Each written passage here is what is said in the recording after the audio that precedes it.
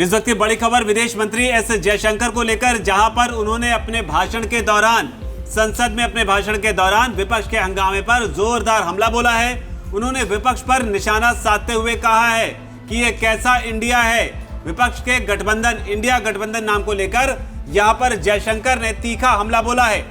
जयशंकर ने कहा कि वो अपने गठबंधन का नाम इंडिया होने का दावा करते हैं, लेकिन अगर वो भारत के राष्ट्रीय हितों के बारे में सुनने को तैयार नहीं है तो फिर ये कैसा इंडिया है।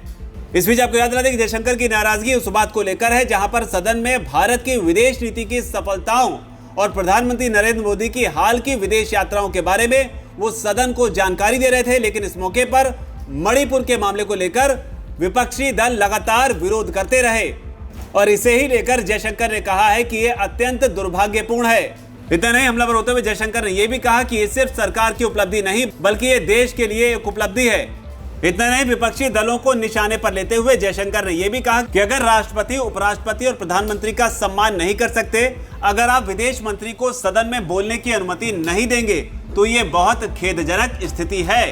जयशंकर ने आगे कहा कि राष्ट्रीय हितों के मामले में राजनीति को अलग रखा जाना चाहिए।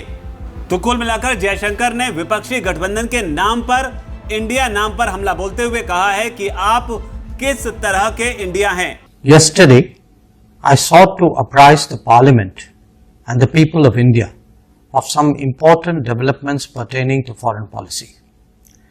These include achievements that truly advance our national interests significantly in critical spheres.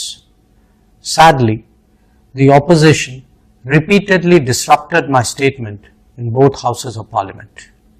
Obviously, for them, partisan politics was more important than national progress. Since I believe it is important that these matters are discussed in the public domain, I am presenting the thrust of my statement yesterday.